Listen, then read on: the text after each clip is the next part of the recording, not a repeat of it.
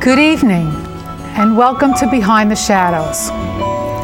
My name is Susan Finelli, and I am your host and author of Behind the Shadows, a program where we explore what goes on behind the shadows of the naked eye of people, places, and things.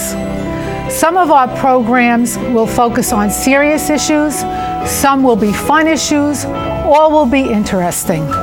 This evening's program is both fun and interesting. Tonight, we will be exploring what goes on behind the shadows of the world of modeling. Parents, if you have a child that is interested in becoming a model, I urge you to bring them to your television set now. If they are not at home or doing their homework, throw in a tape. This is a very important episode for them to see, whether they are female or male. Tonight's guest is a world-renowned supermodel who has graced the catwalks of fashion houses all over the world. She is one of Elite's top fashion models. It is my pleasure to introduce you to Lou. Lou, will you join us? Isn't she gorgeous? Lou is wearing a cat suit by Douglas Says. Douglas Says has his own label out of New Jersey. He sells to high-end boutiques, and I am happy to say that Douglas now focuses his collection on the full-figured woman. Welcome to our show, Lou. It is a pleasure to have Lou with us this evening. She is, as I said, a world-renowned international runway model. And I am so happy that she's in town this week. Thank you. To join us. So as Barbara Streisand would say, hello, gorgeous. Thank you. You say that so well. Well, you know, I just have to say I'm delighted that you're here this evening. And as I said in the introduction, we're going to be talking about the fun things of modeling, the glamorous thing of modeling, and also the perils of modeling. Absolutely. Yes. What I'd like to know is, how old were you when you started to feel that, yes, I want to be a model when I grow up? I had to be anywhere between 3 and 5. Oh, really? My mother said I couldn't wait to get an outfit and come and just try it on for anyone who'll sit and watch me for a few minutes. Were you a child model? I was not. My mother and father decided that education was more important. Mm-hmm. They allowed me to start a finishing school at the age of 13, which was more about social graces and which fork and which knife and how to stand, how to make an entrance, how to put together a wardrobe, which led into modeling. And how did you get your first break? I was auditioning in Florida, and it's so funny. You come from Florida? From Hollywood, Florida. Oh, okay. And for Saks Fifth Avenue, love Saks. And they allowed me to be in a show, which was great, but my father had no idea that the men and the women dressed in the same room. And midway through the show, he stopped me when I came out of the dressing room as I proceeded to run to the runway. And he said, "Where are you changing?" And in my haste, I answered honestly. Yes. And he stopped me. I was not allowed to finish the show. Oh, wow. And the people, I will never forget, the people from Saks phoned and they, thank you, Father. They loved me so much that they ended up giving me my own dressing room. It happened to be 8 miles away from the runway, and I lost weight jogging to it, but they did give me my own dressing room. So parents, keep that in mind. Keep the safety of your children in mind. And I know there are a lot of stage parents out there. Absolutely. And you're lucky that your father was not one of them. Absolutely. You have to decide if it's okay at your child at a certain age, because she's in a room seeing men, if not completely nude, semi-nude. Semi-nude, exactly. And them seeing her. More important. Now, I understand your mother really wanted you to be an actress. Yes. So was there a polarization in the household over this? No. I think I succeeded on the runway because I'm a ham on the runway. Yes, I've seen you. I am the Josephine Baker running down the runway with the pearls. For those of you who may watch Atlanta Housewives, I'm in the finale scene with Cherie. And the scene they didn't show you was the big afro and the mink booty shorts and the thigh-high boots and the big cross. Right. I'm the one that does things on the runway where other girls are kind of like, I'm a model, not an actress. And acting is my first love. It's just, it's difficult when you're 6 feet tall. Yeah, well, I saw a clip of you where they had you in shoes that were too big for you. Yes. And one happened to fall off. Yes. And instead of flubbing through it, the actress kicked in and you started to improvise. And Exactly. you kicked the other shoe off and then you made a whole big joke. And, Exactly. and it was wonderful. And I said, well, there are her acting skills. Now, you were in The Devil Wears Prada. Yes. Now, what was your role? I just did a lot of background work, working in the actual office. I am a workaholic, confessed workaholic. So whenever I can work, I work. And as I said, acting is my first love. If I can't get a principal role, Right. I want to be on the set. I need to be around other actresses. That's how I feed. So I am not one of those that puts my nose up in the air and says, I won't do anything. There are no small parts, only small actresses. So. Well said, well said.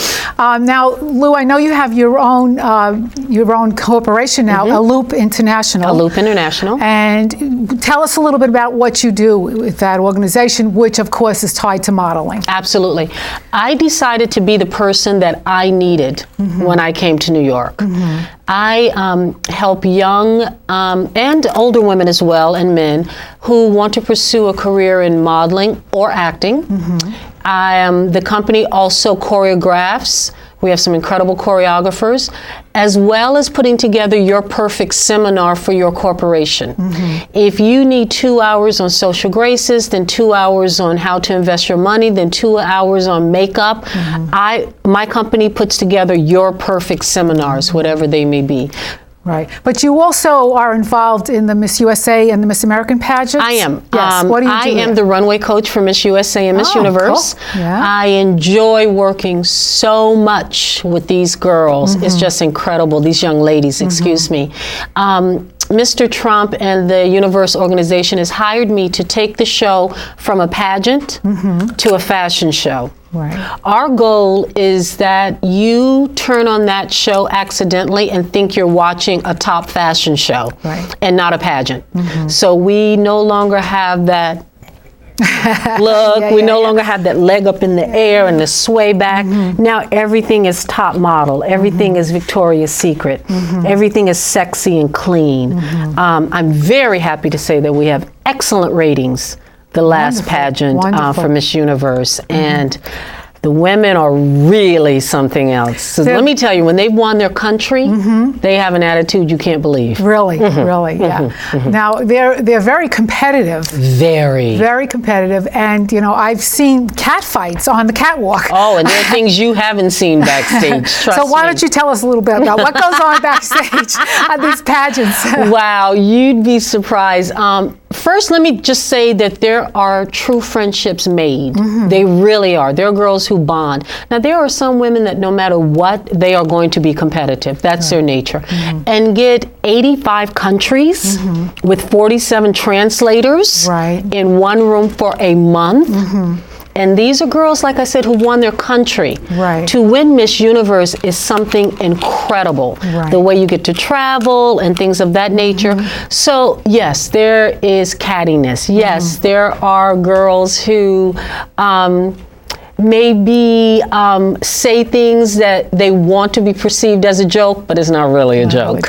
Well, tell me, how is it that the vetting process doesn't find out, like 2 minutes after someone gets crowned, they find naked pictures, or they find, you know, you've done porno, and these women get stripped of their crowns. I mean, you know, what goes on behind the vetting process? Well, I will tell you, there have been girls that we have found things that clearly are against the rules during the process.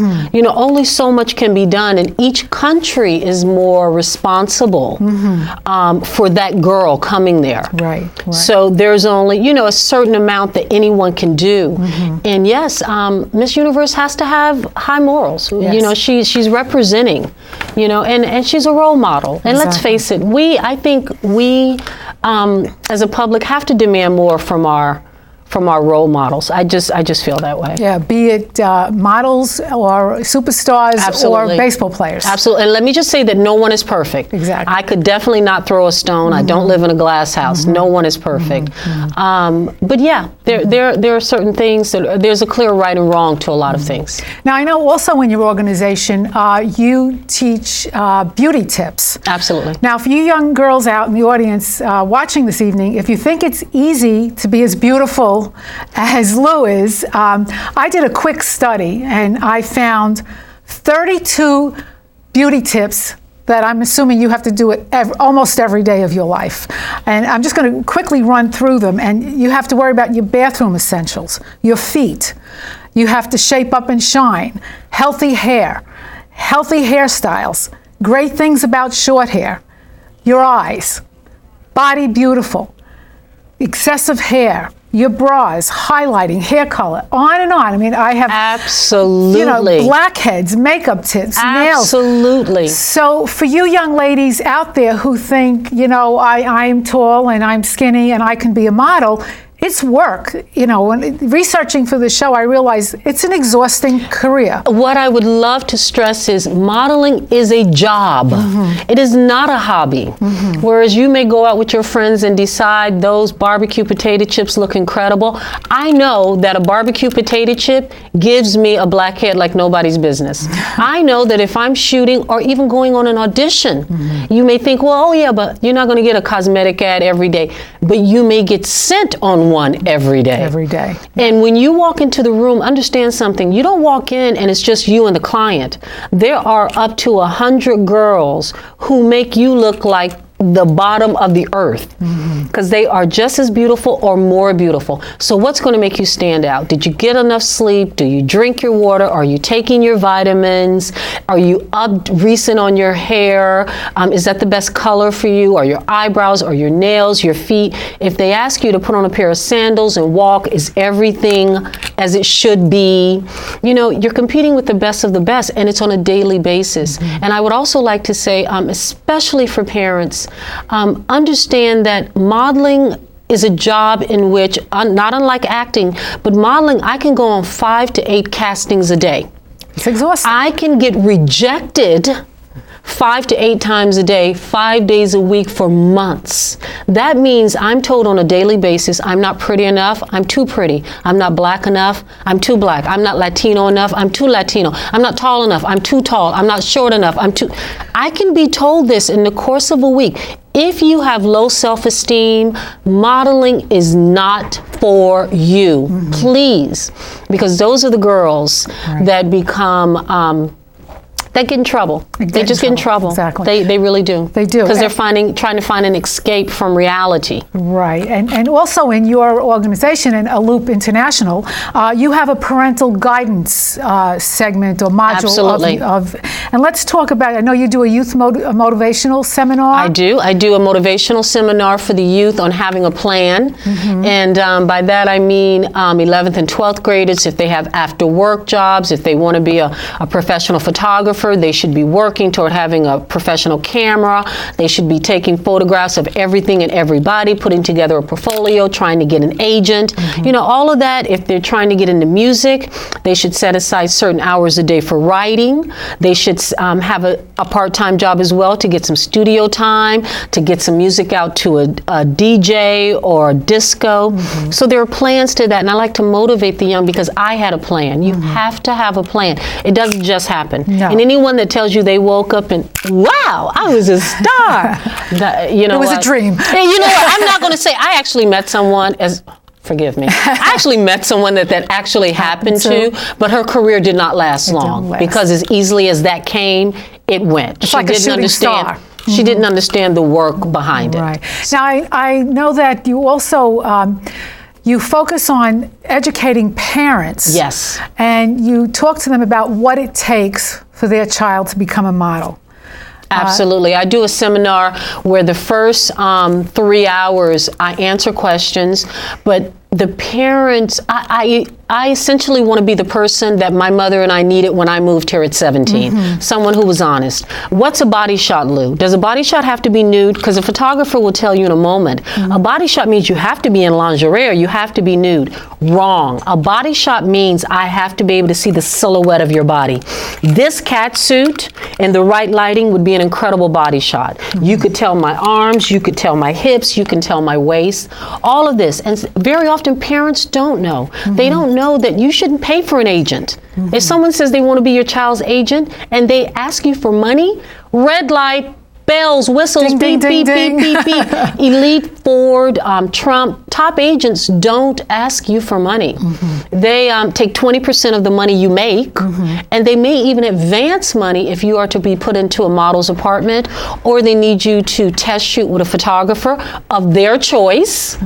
All that will be taken out because they have confidence that you will work. But anyone that asks you for any type of money, and may I say, parents today have such an advantage. Google. Google. You will find out the Better Business Bureau, how many times these people have been sued, how many times, things have come up. You can Google organizations that want to discover your child. Yeah, and the thing is, not only are the children that they want to be a model, but there are parents that want it more than the child wants it. Absolutely. I recently had a young girl, it nearly broke my heart. I actually phoned a friend to find out what I should do in the future if it happens, because it was clear that her daughter did not want to model. Right. It was so clear when she dropped her daughter off for personal one-on-one time with me. And when I expressed that to the mother, she got so irate at her daughter, she went to slap her in front of me.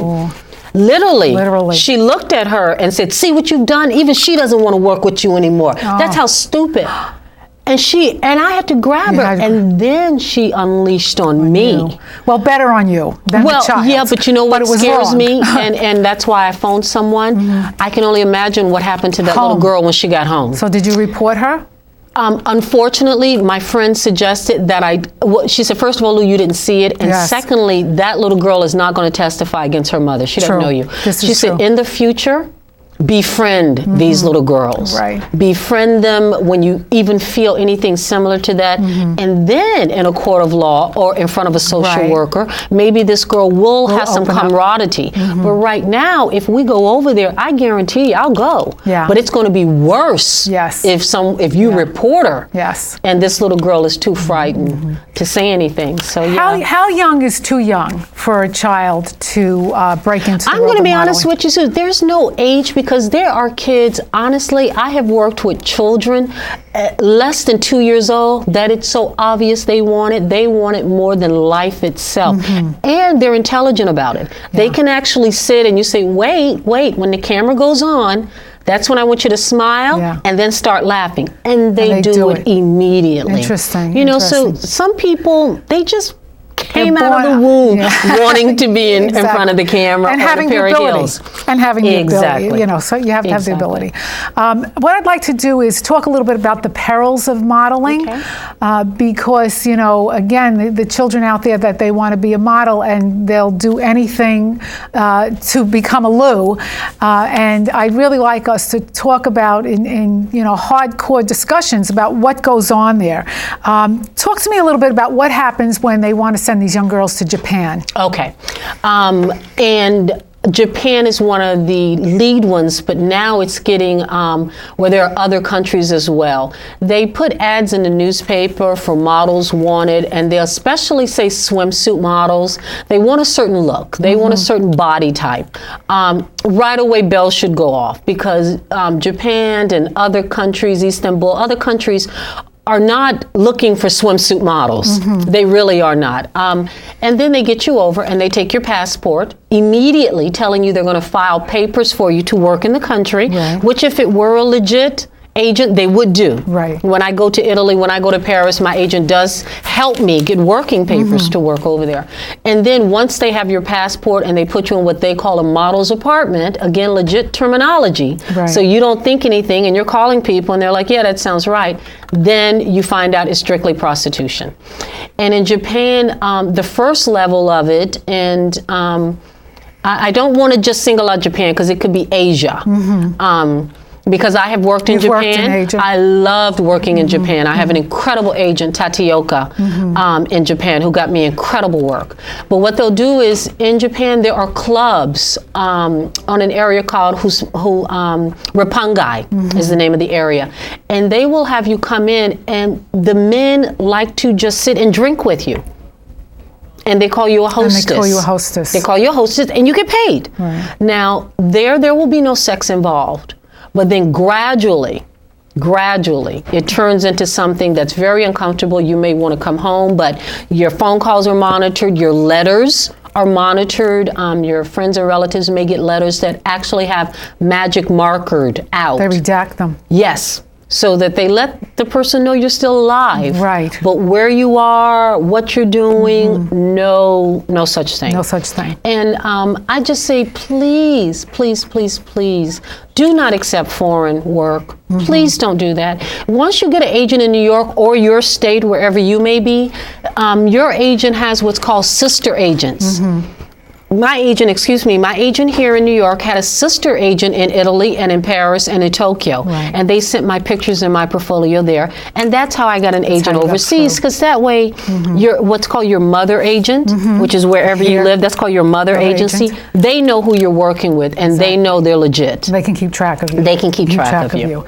Now, I know that we read it almost every day that some of the models, they get hooked on drugs. Absolutely. For one reason or the other. They want to be skinnier. They're not sleeping, so they take something to sleep, and then they can't be part wake of up. The A crowd. Yeah, the A crowd. Absolutely. So they take drugs. And actually, just 2 weeks ago, I read in the Times a model hopeful. Her name was Gypsy Porfiaro. She was DUI, and she killed a 23-year-old teacher, and she badly injured the teacher's companion. They were jogging in Staten Island. And when they arrested her, she was high, and they found out she was on 3 different types of prescription drugs. So, is this rampant in the modeling industry? I mean, how do... Absolutely, and let me just say, it's not just modeling, it's entertainment, period. Right. I know dancers who are trying to hold on to that last pirouette, and their body is giving out, and they have to numb themselves. I know actresses who are upset because of their age and trying to keep up with the younger actresses and things of that nature. So yes, but modeling, it is, and I think it's so rapid in modeling because we can't model when we get older. Well, some of us can't. Thank you, Father. But models have a short period of time to hit it strong and hit it big. Yeah. So therefore, it's anything I can do. Anything I can do to make sure I'm that size 2. Right. Anything I can do. But what size are you? I will say now I'm a 6. At the top of my game, I was a 2. I'm a 6'8" now. At the top of my game, I was a 2. Can you just stand up a minute? I know you're Mike, but I just want to show the young girls out there that you don't have to be a 0. No. I mean, look at how beautiful Lou absolutely is. not. I mean, she's just beautiful. There's not an ounce of fat on her. And we're going to talk a little bit about dieting now, and what Lou does to keep in shape. But just to digress a second, when you talked about you can only add a model to your X age. You, a stroke of genius, started your Loop International, and now you can be involved with modeling forever. Absolutely, absolutely. And I love helping young models. I love being the voice of reality. You can't do high fashion, but you can do commercial print. Right. I often sit with young models who had no idea what showroom modeling is, what fit modeling is, what commercial print is. And there's so many aspects of modeling that we can do, but you have to find out your market. For instance, I'm not the girl next door. The girl next door is not 6 feet tall. As much as I try to Now, be. is this commercial fit? That is print? as close to commercial print as I can be, and that's my mom PTA. Okay. So now this is Lou, mom PTA, but now I'm going to show you Lou. Now, if we can just zoom in on this picture and talk to me a little bit about this, and if we can get a camera shot of this. I don't know if there's a glare, but if talk to me a little bit about this. Fidel Brishna shot this, who is the photographer for the Rolex campaign. He also shoots all the Miss USA, Miss Universe photos. He's a personal friend. This was on his rooftop. And now that I'm a certain age, I have to, again, put on a body shot. That just shows that I'm still that I'm fit and I'm still active, and everything is still kind of where it should be. Gravity hasn't taken too much of a toll, you know what? right? We're going to fight gravity. The day we're born, we start fighting gravity. We're going to keep fighting gravity. Absolutely. Absolutely. Exactly. Well, I want to talk a little bit about dieting. Okay. And being as felt as you are. And you had mentioned to me when we were preparing for the show that you can recognize an eating disorder immediately. Absolutely. Talk to me a little bit about that. And parents, listen to this. Yeah. Absolutely. Let me start out just by cluing in and saying what I do. I don't believe in the word diet. The word diet does not exist in my vocabulary. I maintain a certain way of living. By that, I don't say I'm only going to drink liquids for the next 8 days because I have a big show to do. Because guess what? The minute you have real food, then real things are going to happen to your body. And there are a lot of celebrities who know that. Right. So when I have a lean piece of meat and I do enjoy a steak, there are 3 green vegetables on the plate with it. Okay? When I have pasta, it is not 8 and 9 o'clock at night. It's not. I will tell you that if your child is eating and then immediately going to the restroom, that's a sign that there's a problem. So parents and children out there, as you can see, it takes hard work to become a model. Tenacity, patience, it could be fun, but there are not many famous models at the top. And unfortunately, Lou, I'm sad to say we've run out of time tonight. I can't believe it. Let's do this again. We must do it again because we didn't scratch the surface. No, we didn't. I would like to thank Lou for joining us this evening, for giving us a little catwalk and for sharing her insights with us. A special thank you for you, our audience, for tuning in. If there is a topic that you would like us to explore, you can contact me at susan@behindtheshadows.com. And until next time, remember, the brightest light shines behind the shadows.